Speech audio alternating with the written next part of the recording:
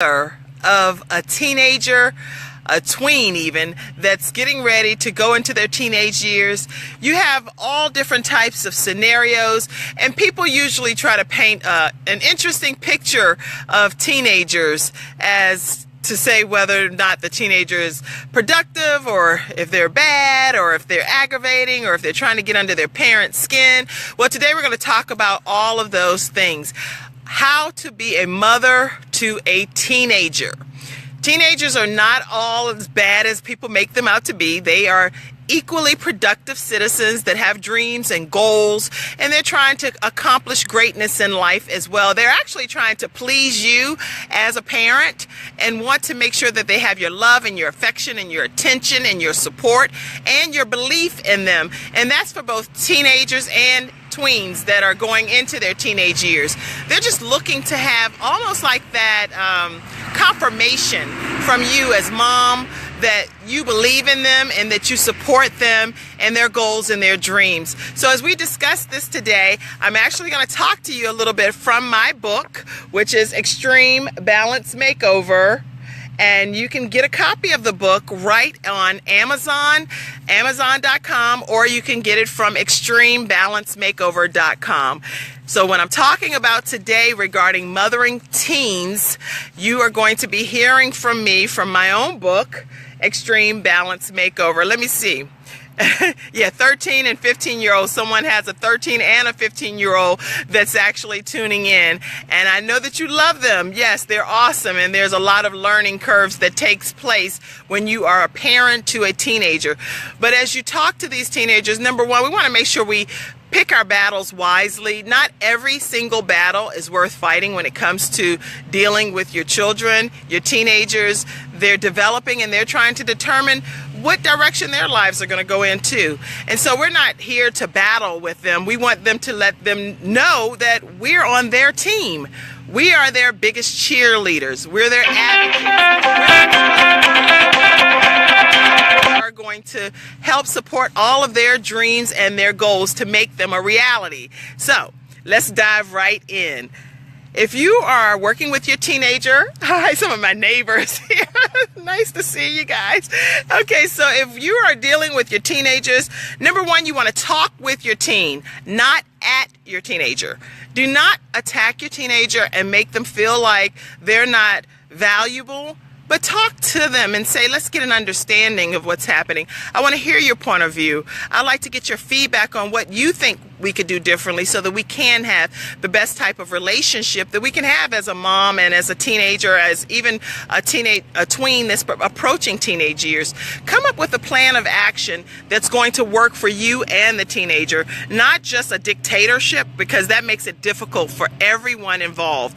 I know my husband and I, what we do is we actually have an individualized family plan, and we look at all of our children and discuss it on a monthly basis. What is the individual needs of that particular child? Or in a lot of our cases right now, we have a 12-year-old, and then we also have our 16-year-old, and then we have our 19-year-old, and then of course we have our 9-year-old. So when we're dealing with our tween and teen years, we're talking about a very customized approach to dealing with each of those children. They all have different things that they're battling with and different things that they're struggling with and issues that they need our affection and our attention towards. So we come up with a very customized approach on how we're going to deal with our actual children. And if you would like to learn more about how to customize a plan for your children, I will be very happy to come to you and assess your situation, you and your entire family. I usually interview all of the family members and identify specifically what it is that each person is dealing with from their own perspective. Everyone has a different perspective, so what you think may be happening in the family may be very different from your teenager's perspective. So that's why I like to come in and do a family type of balance makeover and assess the situation and then offer some solutions to your entire family unit. I'm a mom. My husband and I, we have a full family unit here, and so what we do is we're able to give advice to other families on how they can be able to survive and even thrive in difficult situations. So I can't wait to be able to do a balanced family makeover for you and your family. If that's something that you would be interested in, hey, make sure you reach out to Cassandra, and you can email her at Cassandra, Cassandra, at thebalancedoctor.tv, or you can just email book@thebalancedoctor, and she'll reach out to you to give you more information on how you can book me, the Balanced Doctor, to come to your family location to do a family makeover for you and your family. So point number 2, make sure you remember that your children are always watching you. It's one thing to tell a teenager something. It's another thing to live what you're talking about. So everything that you're telling your teenager to do, then be willing to do it yourself. If you want your children to be healthy and happy and productive and timely and disciplined and making sure that they do the things that you expect them to do, then be willing to do those things yourself, because at all times they are watching you. They're watching every single move you make.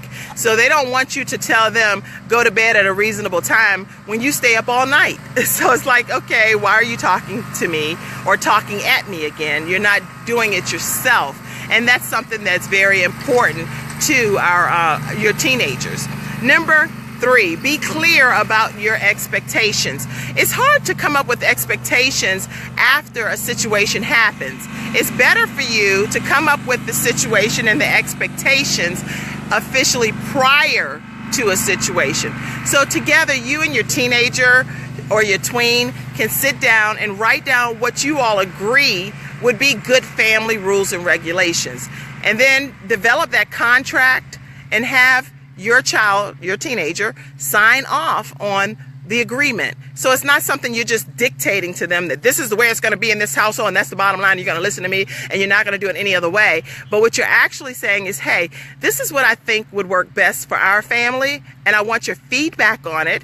And I would like for you to chime in on what you would like to see as a rule and a regulation, and what would be the consequences if these particular rules are broken. Come up with that together as a family unit. And then guess what? Stick to those rules and stick to those regulations. Do not come up with things that you say you're going to do, but when it's time to officially act on the discipline piece, you go back on your word. It is very important to honor your word at all times with your children, because they want to see if you actually are going to follow through with what you say you're going to do. So if I tell my children that I want them to take out the trash and I come home and the trash is not taken out, then guess what? If I said I'm going to take a computer part, then I'm going to take a computer part. And then what happens is I'll put a note on the computer and I let them know that you will get your computer piece back as soon as you take the trash out. And I do that often, because I am determined that my children will be obedient and listen to what I instruct them to do as their mother. Now, I'm talking to mothers, but I know that we have fathers out here, and I know that you lay the law down when it comes to your children, and you expect for your children to honor your household rules. So we talked about so far, talk with your teen, not at your teen. So you're going to have a conversation. You're not talking down to the teenager. You're not disrespecting your teenager, but you're treating your teenager with love, adoration, and respect. Number 2, we talked about remembering that they are always watching you. So don't tell them to do something that you are not willing to do yourself. Do it yourself if you're going to instruct your teenager to do it, because it must be very important since you're telling me to do it as a teenager, right? Number 3, be clear up front about your expectations. You're not just going to lay the law down and immediately expect them to follow it when you haven't had any prior discussion about what should take place in advance of laying the law down. Give them the opportunity to actually follow through on what you're asking them to do. And then we talked about, we didn't talk about this yet, but number 4, make sure you keep your confidential conversations to you and your teenager or your tween. Do not go and spread your teenager's business to the entire family. Oh, girl, let me tell you what Frankie said. Girl, you want to hear this about your child? No, you want to definitely keep your conversations confidential.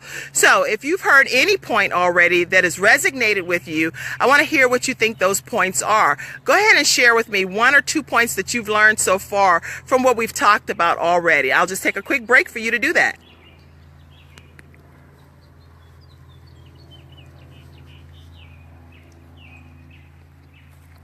Okay, so that was a commercial break, a homemade commercial break. The next point that I want to go over is make sure that you keep your policy where you have an open door policy with you and your teenager, that they can come to you and talk about any and everything. It doesn't matter how deep the conversations get or how surface they are, but that you have that open door policy to have any level of discussion about anything that they think is important to discuss. Are we on the same page so far? Yes, I think that it's very important as teenagers and as tweens that they know that they can come to mommy or can come to daddy about any topic. No topic is off limits to them under any circumstances. And then the other thing that I'll share with you, which is one of the final points that I'll make for today, is make sure that you know that you're catching your teenager doing some things right. So often teenagers and tweens are told exactly what they're doing wrong and what they better correct in life. But what a great thing it is for a mom to recognize some of the things that they're doing that they've been asked to do, and they were actually caught doing the right thing. There are a lot of teenagers and a lot of tweens that are actually out here trying to be productive citizens in life. They're getting great grades, and they are, something scared me. I'm like, what is that? There's somebody in the back of the yard. I'm like, what kind of noise was that? You scared me intentionally, didn't you? Okay, oh, he was trying to give me some background noise. Okay, but there are teenagers that really are trying to do the right thing. They're not trying to be a problem in life. They're not trying to pose a problem in school. They're going to school. They're getting good grades. They're doing what the teachers require of them. And still, you know, they're getting no recognition or any rewards or honor because of them being caught doing the right thing. So catch your teenager doing something right and compliment them and thank them for doing the right thing and let them know that they're well on their way to being tremendously successful in life, because exactly what they're doing right now is what is required of them, and that's what's going to lead them to their true destiny, to be able to be great, productive leaders in life that's going to make a tremendous difference in this world. So we do want our teenagers and our tweens to know that who they are, they're doing a great job. And if they're doing a bad job, you want to tell them, you know, hey, we need to correct these particular areas, because the rate that you're going right now is going to lead you down a path of something that you're not interested in having as the outcome of your life. So you should have open, honest communication with your own child. This is the child that God gave you. So you want to be open and honest and productive with your actual child at all costs. Now, let me go back and let you know that I had a question that I thought was important for me to address. One thing that someone asked me recently is, should I go on a date as a chaperone if my teenager is going on a date with someone of the opposite sex, obviously? Now, my answer to that is, I think that when you're raising your children and you know that you're raising them to do and be productive citizens and make wise decisions, number one, my philosophy is, why are you dating as a teenager if this is not the person that you're even considering marrying?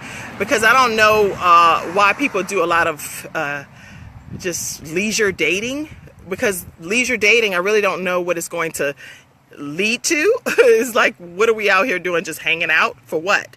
Just hanging out just to get to know each other, and get to know each other at what level to be what? Boyfriend, girlfriend? Is it going to lead to being husband and wife? I just have interesting philosophies pertaining to that. But to answer your question directly, if you are already allowing your child to date, because I want to make sure that I'm always providing fair balance, not just my own personal philosophies. So we know obviously millions of Americans allow their children to go on dates, just standard dates, and they date multiple people at different phases of their lives. If that's the case, and you feel comfortable with your child being alone with that individual, then what I would probably recommend is let the child, the teenager, go on that date with that person. But now again, this is my personal opinion. I would either go change my clothes and go put on a hat and hide out in the background somewhere and buy a ticket if it's a movie and sit in and watch that actual interaction, because I would want to make sure that everything stays kind of kosher and not any funny business happening. But that's, I mean, I think mothers are like more